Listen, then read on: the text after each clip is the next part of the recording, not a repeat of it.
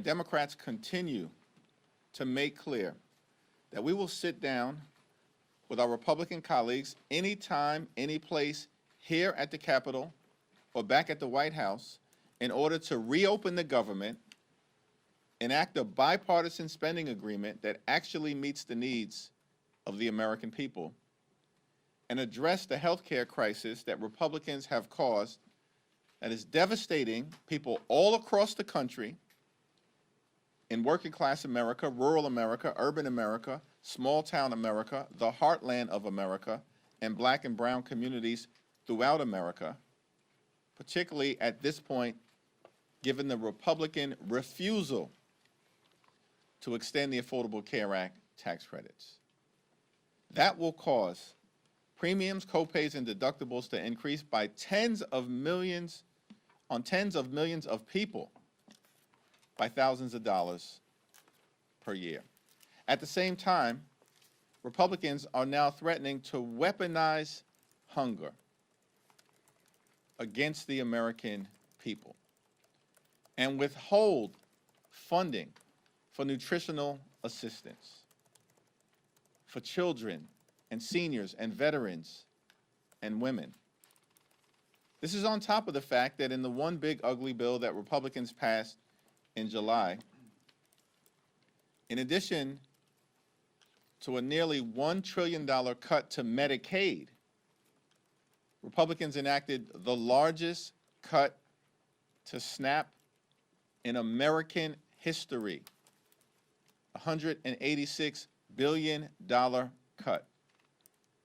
They ripped food from the mouths of children, seniors, veterans, women, and families in order to provide massive tax breaks to their billionaire donors. It's completely and totally unacceptable. And on top of that, now they're threatening to withhold funding that the Trump administration has in a contingency fund in ways that will deprive everyday, hard-working American taxpayers of the nutritional assistance they need to put food on the table. It's now my honor to yield to the top Democrat on the Appropriations Committee, Congresswoman Rosa DeLauro. Thank you. Thank you so much, Mr. Leader, for convening this press event today, and on this particular issue, which is really so critical. And I want to say a thank you to my colleague, Angie Craig, and as the ranking member on agriculture. Thank you for your expertise. Thank you for your leadership on this very, very critical issue that we're talking about today. I want to start by making one thing abundantly clear. What President Trump is doing on the hunger issue and on the nutrition issue is immoral. I am the ranking member on the Appropriations Committee, and I promise you that there is funding available to provide SNAP benefits beyond November 1st. There is, at the very least, over $5 billion in contingency funds that Congress set aside. Congress, Democrats and Republicans, set aside explicitly to pay out SNAP benefits in the event of some unforeseen circumstances, like President Trump's shutdown. They are, in fact, by doing this, in violation of the Empowerment Control Act of 1974. The contingency funding that we set aside for SNAP is not optional spending. It is required by the law. We appropriated that money for this purpose. The White House must spend it, and what they are doing right now, blocking these funds from going out, is illegal. As a matter of fact, on October 1st, they took $750 million from this fund to deal with paying benefits in Puerto Rico and providing administrative costs to other states. So they acknowledge that this fund can be used in order to deal with SNAP benefits. There's nothing stopping the Trump administration from making sure that every single one of the 42 million Americans, 16 million children, 8 million seniors, 4 million people with disabilities, 1.2 million veterans received nutrition assistance in November. And we are at a cost of living crisis with skyrocketing food costs. And President Trump is doing right now is using the fear that so many working people have about where their next meal is coming from as a political bargaining chip. Does anyone actually believe for 1 second that if President Trump really wanted to cover the SNAP benefits, they would not be able to find the money? When he wanted to bail out his buddy in Argentina, they found $40 billion. When he wanted to build a new ballroom to host his billionaire donors, they found $350 million. They found the money. When he wanted to make sure his Homeland Security Secretary could fly in style on 2 new luxury private jets, they found the money, $172 million. But now, when it comes to making sure hungry families can put food on the table, all of a sudden, they can't find the money. And what it costs us every month is $8 billion. And I saw the Secretary, Rollins, this afternoon saying it's at 9.2. I'm trying to find out where she got that number. It's $8 billion to cover SNAP dollars. Is that right, Angie? Right. Angie knows these numbers by heart. She's now talking about 9.2. False. And that there is no, they have, with the snap of a finger, that money can be released and get to people who need it. So if there's between $5 and $6 billion, we may be $2 billion short, but that's enough to get us into November until what we're doing, and then we can look to deal with the rest of it. The Trump administration is more than happy to cut backroom deals. They want to dole favors out to the highest bidders. It's a shame that 16 million children who rely on SNAP benefits did not shell out a hefty donation to the president's inaugural fund. But they're only kids, after all. House Republicans are still on vacation. We have not voted on any legislation in over a month. But if they were here, I doubt that they would object to the president's decision, not just because they are too cowardly to stand up to him under any circumstances, but because decimating food stamps, its food stamps, is what they have wanted all along. Their big, beautiful bill, as the leader has pointed out, and his signature piece of legislation slashes SNAP funding by $189 billion. That will strip 22 million Americans of some or all of their nutrition assistance over 10 years. Let me just conclude by saying to you that does anybody believe there is a shortage of food in the United States of America? Anyone who believes that? No. We have an abundance of food here in this country. And the president is required by law to use the remaining money in the contingency fund that Congress appropriated. It's not up for debate. He has the broad authority to transfer funds beyond that to cover the program. If he does not do so, it is because he chooses to not do it.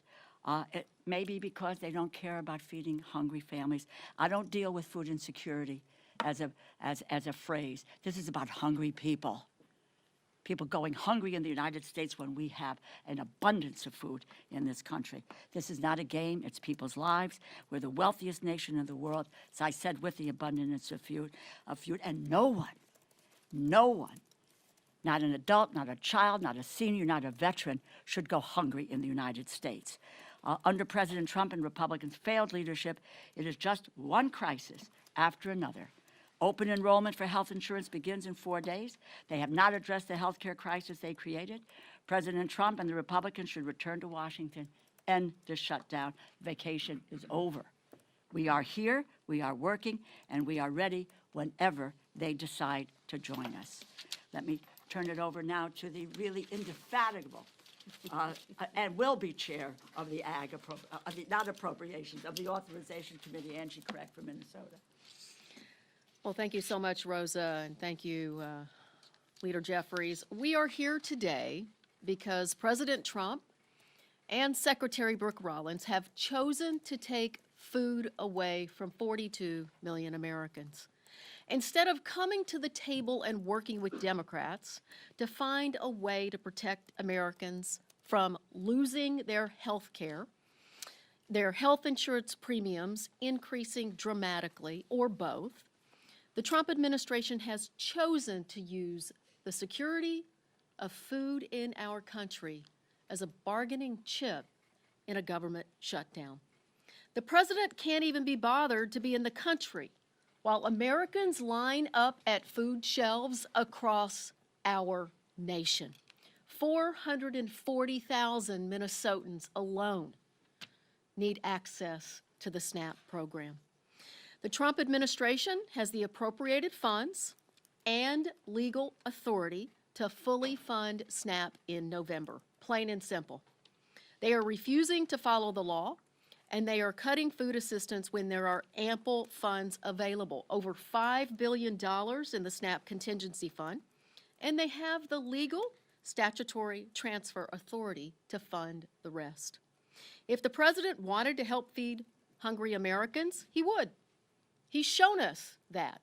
He does whatever the hell he wants to, whether it's legal or not. This is not only legal, but it is the right thing to do. But his actions have shown a callous disregard for America's seniors, veterans, and families with children. Earlier this year, he canceled food orders to food banks, stopping $500 million worth of food from reaching people in need. Food that our family farmers across this nation have grown. Food that they counted on being able to sell to the nation's food banks. The Republicans' one and only priority this Congress has been the big ugly bill, which not only cut health care by $1 trillion, but also cut SNAP by $186 billion, a frontal assault on our most effective basic need food assistance program to help vulnerable members of our community who rely on it to keep food on the table. Now the administration is taking food away from 16 million children, 8 million seniors, and 1.2 million veterans. Their hands are not tied. Their hands are not tied. The law is clear. The law is as clear as this administration's cruelty is as clear. The law is as unambiguous as congressional Republicans' desire to let the ACA tax credits expire. It is unconscionable. It is egregious, and it is illegal. I'm calling on the president to do the right thing and the moral thing, which coincidentally offers him a chance to do something he rarely does, which is follow the law. I'm calling on my Republican colleagues to speak up to your friends in this administration and at the USDA and deliver a simple message. They have the money and the authority to fund SNAP. Hungry Americans are not poker chips. Their health and well-being are not to be gambled with. And I so appreciate the attorneys generals from across this nation, including my own Minnesota Attorney General Keith Ellison, for standing up to this administration earlier today. Stop playing politics with America's hungry children, veterans, the disabled, seniors. Get back to the negotiating table. Open up the government and fund SNAP in November. Thank you. Connecticut joined that suit too, so excited to be with you. We're going to do on-topic questions first around the shutdown, SNAP, and healthcare. My question is for Congresswoman DeLauro on the shutdown. The speaker said that throughout the shutdown the last month or so that appropriators have still continued to work on the 12 appropriations bills. Can you talk about what that work has looked like as lawmakers have been off the Hill?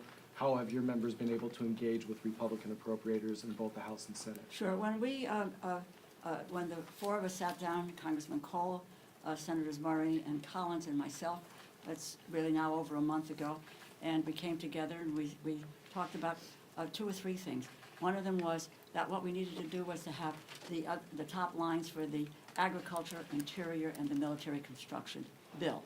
The second thing, and we agreed that we would do that, so we had a number to work to. The second thing was that we would do a bipartisan continuing resolution. A bipartisan continuing resolution. And that would include 2 things. one of which was to take into consider Democratic priorities, because all of the bills that we had seen were just unilaterally partisan. And amongst those Democratic priorities was the issue of health care and the premium subsidies and the Medicaid cuts. It's $1 trillion and the skyrocketing costs that are now upon people at this very, very moment. And the other thing that we spoke about, and there was a consensus about this, that what we needed to do was, in the future, when the appropriators came to a conclusion, that would stick, and that we wouldn't have any unelected bureaucrats who were saying, no, money's going here, money's going there, everywhere, except for where it was appropriate. We had consensus about that.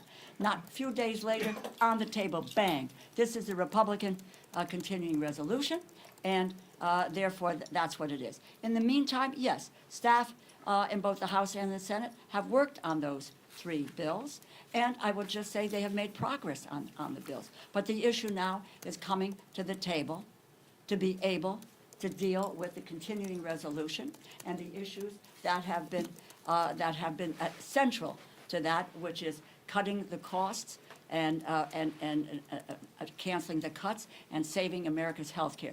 Now, you may want to ask, what does that have to do with the bill? Well, the continuing resolution is 91 pages. 67 of those pages are about health care and so forth. So it is the appropriate conversation, and given that those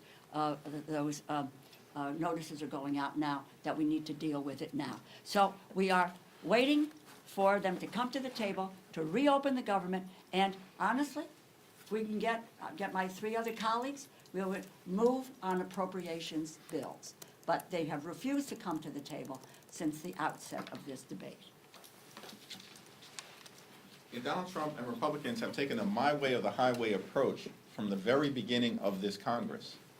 And we've maintained, led by Rosa DeLauro, that we want to sit down and negotiate a bipartisan spending agreement, now reopen the government, but at the same period of time, address the Republican health care crisis, which has been devastating on everyday Americans and hardworking American taxpayers throughout this year, including the largest cut to Medicaid in American history. Hospitals, nursing homes, and community-based health centers closing because of Republican policies and their one big ugly bill throughout America, including in rural parts of the country. The American people now confront the possibility of a $536 billion cut to Medicare because of what Republicans did in their one big ugly bill if Congress doesn't act by the end of this year, and now because Republicans refuse to extend the Affordable Care Act tax credits. Tens of millions of Americans right now are receiving notices as we approach open enrollment on November 1st, indicating to them that their premiums are going to skyrocket in ways that will make it unaffordable for them to see a doctor when they need to see one, when their children needs to see one, when their family members need to see one. This is a health care crisis that Republicans have visited on the American people, and it has to be dealt with decisively. We're now heading into a SNAP crisis. As Angie Craig and Rosa DeLauro have so powerfully articulated, that is a man-made Republican crisis, because Donald Trump has decided that he wants to force millions of Americans, including possibly 16 million children, to experience hunger so they can continue their my way or the highway approach toward driving their right-wing extreme agenda down the throats of the American people. Unacceptable. Mr. Leader. Thank you, Mr. Leader. Today is the first day air traffic controllers will go without a paycheck. You're speaking about SNAP right now. We also have questions around how troops are going to get paid. At the crux of your fight against the Republican bill is the ACA, is healthcare. Are you concerned that these other issues, these other pressing issues like SNAP, the air traffic controllers not getting paid, troops not getting paid, are you concerned that that will start to dominate the conversation or dominate the consciousness of America, that the ACA conversation kind of gets pushed to the wayside? Well, we've made clear from the very beginning that we want to enact a bipartisan spending agreement that meets the needs of the American people. that improves their quality of life, that drives down the high cost of living here in this country, where costs haven't gone down, as Trump promised on day one, costs have gone up. And we set out from the very beginning in September that we want to reach a spending agreement that's bipartisan, that meets the needs of the American people in 3 areas: their health, their safety, and their economic well-being. And that, of course, includes making sure that they can put food on the table in the wealthiest country in the history of the world. Donald Trump and Republicans have launched an all-out assault on the American people from the very beginning of this presidency. And it's cruel, and it's punitive, and it's hurting everyday American. We want to reopen the government. Republicans in the House have been on vacation now for 5 consecutive weeks. They've canceled votes for 5 consecutive weeks. This is extraordinary. If we reached an agreement, they wouldn't even be here to pass one, because they want to keep the government closed. And we're just going to continue to urge them to come to the negotiating table so we can reach the type of bipartisan spending agreement that the American people deserve. I don't know, Mr. Angie, Rosie, want to say? I would just add to that, look, you know, the time is now that people are looking at what their healthcare costs are going to go up. November 1st, when people opened their portal in Minnesota on MNsure, the average increase for a 60-year-old couple is going up $15,000 next year. Think about that. How can Americans fit another $15,000 into their budget? They can't even afford their housing and their health care and their grocery costs today. This is a moment in time where we have to have the moral courage as Democrats and Republicans to come together to make sure that Americans can stay healthy. People are desperate as they go to renew their health care. It's not in December. It's not next year. It is November 1st, this Saturday. So in terms of being distracted, people are not distracted by the premium increases that they're getting. They are laser focused on what's happening in their own budgets right now. If I can, I just want to add one more thing. Is a young woman in my district, Renee, who I was with on Friday, she got her notice, an increase of $2,000 per month. $24,000 a year for health insurance. Can anybody here pay for that? She can't.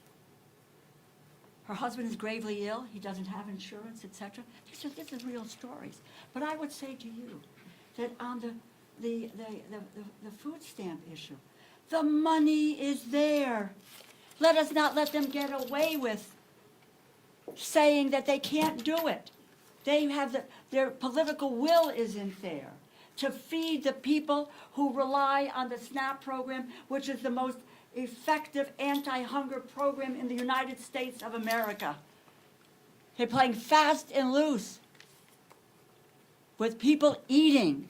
Can you imagine that? But that's the reality, and you need to talk about that. They just talked to states about not wanting to reimburse. My state of Connecticut yesterday is putting up $3 million. They want to know if they can get reimbursed. This administration has said, no, you can't get reimbursed. But you know what's happened in the past? Because Democrats and Republicans have come together to work on these issues, all the benefits have been paid out, whether it was a reimbursement or it was the benefits that they so deserve and that they qualify for. This is an administration that is lawless at its core, and we cannot let them get away with it. Mr. Lee. Yeah. So we're almost about 3 days out from where the original Democratic CR was set to expire. Can we expect to see a new Democratic CR with a new date and any other potential policy changes?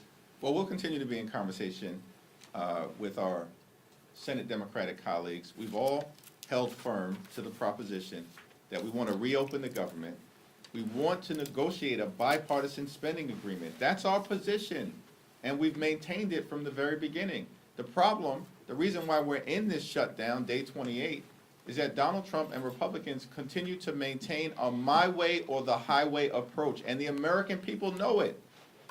Which is why the American people have turned against Donald Trump and Republicans, because their policies aren't working. They've gone too far in area after area after area, and have not made life better for the American people. So we'll continue to be in dialogue with our Senate Democratic colleagues, but publicly, our position has been the same as our private position, which is we'll sit down anytime, any place with anyone on the other side of the aisle, either here at the Capitol or go back to the White House, where we've repeatedly made clear to President Trump. Reconvene the legislative leaders. Convene the appropriators. Do what leaders do in moments like this, as opposed to being missing in action now for 28 days while finding $40 billion to bail out a right-wing wannabe dictator in Argentina and destroying the historic parts of the White House in real time so that he can construct a ballroom where he will be celebrated like a wannabe king. This is all outrageous stuff. And the American people see it unfolding before their very eyes. And they know that Donald Trump and Republicans have not been serious about doing what is necessary to enact a spending agreement that actually improves the quality of life of hardworking American taxpayers. Mr. Reed.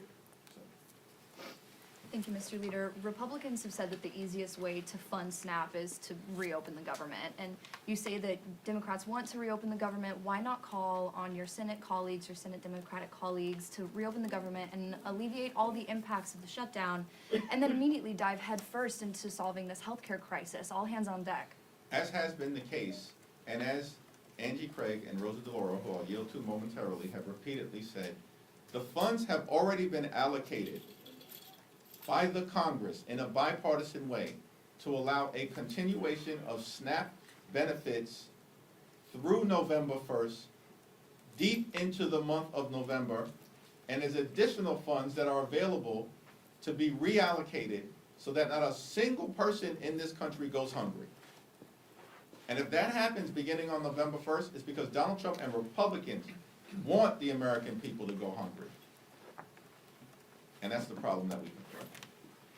Yeah, that's absolutely the case, and that's exactly what the lawsuit that was filed across this country by 23 states, District of Columbia, others, says that they have an absolute legal responsibility to use the contingency fund to fund SNAP. That we have never seen a lapse in funding of SNAP during a government shutdown previously. And they also have the authority, Secretary Brooke Rollins, to move additional money over to make sure that not a single child in this country goes hungry. They are ignoring their legal responsibility. They are ignoring the moral clarity that we have, that there is no way we should be allowing seniors and veterans and children to go hungry in this country. And where are they? The president is in Japan, trying to get people to buy foreign cars. Last week, he was trying to get people to buy Argentine beef. This is not an America First administration. These are not America First policies on behalf of this administration. And what people really care about in Minnesota and across this country is what's happening in their own budgets. And what's happening in their own budgets is that this president's trade wars, attacks on family farmers by decimating the farm economy, is causing farm bankruptcies to dramatically increase across our country. And look, it's a slap in the face to family farmers. Without those farmers, we will not have food security in this country, and this administration needs to step up and do the right thing. By the way, supplemental nutrition assistance program. We just don't sit here and say, okay, we're going to pass this law today, and Democrats and Republicans are going to agree to that, and the president signs it into law, and then we say, oh, hey, did we really mean to do that? And just to ignore that, which is what is happening. It is in the law. And they are violating the law because they don't have the political will to do it. Because, you know why? Because what they want to do is, as Secretary Rollins did this afternoon on TV, is to say that the Democrats are responsible for taking food out of the mouths of children, or some other, quite honestly, cockamamie excuse that she might have for not following what the law of the land is. But it is, quite frankly, starting with January, there's been an unbelievable violation of the Constitution and the laws of this nation with this administration. But you know, let's stand our ground and let the people know that the money is there. They need to wave their magic wand, and the money will go out, and in short order, we'll be able to get 42 million people fed in the way that the food stamp program has done from its outset. Let me thank Congresswoman Rosa DeLauro and Congresswoman Angie Craig for their continued leadership. Thank you. Thank you. This question is for any of the representatives, but now it'll be for you, Leader Jeffries. Mike Johnson and some of his Republican colleagues have pointed out the pain of Americans losing access to nutritional assistance programs, including in his press conference today. Although they do blame Democrats for funding health care for who they call illegal aliens, do you think there's going to be any flexibility for them in meeting with Democrats to address this issue, given they've talked about it? The Republicans passed their one big ugly bill in July. And that bill hurts everyday Americans to reward their billionaire donors. And in that bill, they enacted the largest cut to Medicaid in American history. Hospitals, nursing homes, and community-based health centers are closing all across the country, including in Louisiana, because of what Mike Johnson and Republicans did in that one big ugly bill. And at the same time, they cut SNAP benefits by $186 billion. Donald Trump and Republicans literally ripped food from the mouths of hungry children, seniors, families, and veterans in order to reward their billionaire donors. That's what the one big ugly bill was all about. And so at this moment in time, these Republicans have zero credibility as it relates to the issues connected to health care and SNAP. Because the American people have already seen what Republican policies look like. And that's ripping health care away from millions of Americans and doing the same thing as it relates to nutritional assistance. Our position continues to be clear. Let's sit down. Let's reopen the government. Let's find a path toward a bipartisan spending agreement that actually meets the needs of the American people. But we have to address the Republican health care crisis and the fact that on November 1st, just a few days from now, open enrollment will begin and reality will strike for tens of millions of Americans who receive their health insurance, both from the Affordable Care Act tax credits and beyond, that their health care costs are about to skyrocket, in some cases increase by $10,000 per year, $15,000 per year, more than $20,000 a year. These are working class Americans who are about to be hit with these dramatic increases that they cannot afford. And that's why Democrats continue to be in this fight until we win this fight. Thank you, Leader Jeffries. The House Oversight Committee released their report into the former President Biden's auto pen use and the probe that they investigated. And Attorney General Pam Bondi said that the DOJ will initiate a review of the Biden administration's reported use of the auto pen for pardons. Can I get your reaction to that? The so-called chairman of the House Oversight Committee, James Comer, continues to behave like a malignant clown. We can't point to a single thing that he's actually done to make life better for the American people. Here's what he should investigate if he's investigating presidents or former presidents. Investigate the fact that Donald Trump promised that costs would go down on day one. He promised, Donald Trump, repeatedly, that costs would go down on day one. Costs haven't gone down. They're going up. Inflation moving in the wrong direction, as evidenced by the most recent report that was just issued last week. Housing costs are up, grocery costs are up, childcare costs are up, electricity bills are through the roof.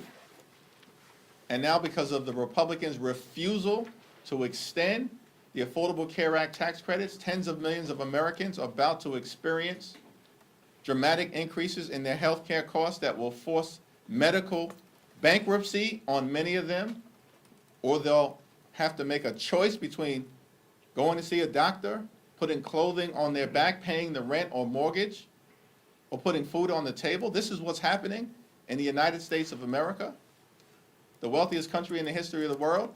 If James Comer wants to investigate something, investigate Donald Trump's lie that he was going to lower costs on day one. Thank you, Leader. I have two questions. The first is about the federal workers, the largest unions letter earlier this week. Does this give you any concern that that'll put pressure on Senate Democrats to cave? And then the second question is about Mamdani. Obviously, you've given him his endorsement. Do you encourage Leader Schumer to do the same? I issued a statement with respect to the mayor's race in New York City last Friday. That statement speaks for itself. In terms of the current situation that we find ourselves in relative to hardworking federal employees, we support them and will continue to stand by them. The Trump administration has fired or let go more than 200,000 hardworking federal civil servants this year prior to the shutdown that they're visiting on the American people. That's what the Trump administration has done. This year, fired more than 200,000 hardworking federal employees. They have been targeting civil servants from the very beginning of this presidency. In fact, members of the Trump administration have said publicly that they want to traumatize federal employees. That's what they've said. That's what the OMB director said. So our position will remain consistent. We want to reopen the government. We want to make sure that every single federal employee gets paid, both the ones who are furloughed and the ones who are essential workers who have been forced by this Trump administration to work without pay because Donald Trump and Republicans continue to keep the government shut down. We know that's their position because House Republicans have canceled votes for 5 consecutive weeks. We know that's the Republican position because the Senate Republican leader continues to bring the same partisan Republican spending bill to the floor for a vote. It's now been brought to the floor 13 times, and it's went down to defeat 13 times because Leader Schumer and Senate Democrats, partnering with House Democrats, have continued to take the same position. We will not support a partisan Republican spending bill that guts the health care of the American people. Third row. Thanks, sir. I'm curious for your reaction to reports that DHS has purged senior ICE officials and wants to replace them with Border Patrol. Are you concerned that this might signal a shift in how the administration is approaching deportations? Well, our view with respect to the immigration issue generally is that we support a safe and a strong and a secure border at all times. And that will continue to be important. We have a broken immigration system and it needs to be fixed. It needs to be fixed in a comprehensive and bipartisan way. At the same period of time, the American people are understandably horrified at the extremism that the Department of Homeland Security has unleashed on law-abiding immigrant families and communities, separating hardworking mothers from their children, in many instances, children who are American citizens. And so it's our hope that if there's going to be a change in personnel, it's actually to enact a more humane approach rather than what we've seen in community after community throughout the country, including in the Chicago area, which is rightly turning off the American people to the extreme immigration policies of Donald Trump and the Republicans. Yep. Do you believe believe Eleanor Holmes Norton should retire, given mounting concerns over her mental fitness for office? I have not had a recent conversation with Delegate Eleanor Holmes Norton. Obviously, she's had a legendary career. Ultimately, it's going to be her decision and the people of the District of Columbia to make that decision as to who's best positioned to represent their interests moving forward. Thanks. Just piggybacking off of an earlier question, regarding the Federal Workers Union, Speaker Johnson earlier today, reportedly on the call with his conference, indicated that he thought that that pressure and the SNAP benefits would force Democrats' hand to adjust. What's your response to his supposition that this may change things? And is there any, in your mind, is there an off-ramp? Well, Democrats are going to continue to stand up for hardworking federal employees, as we've done throughout the year, in the face of the relentless targeting of civil servants by Donald Trump and his administration.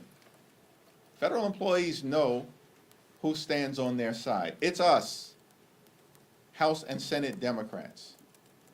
They've lived the experience of the Trump administration going after them in the most horrific ways possible since January 20th, and we, as House and Senate Democrats, are going to continue to stand up for them.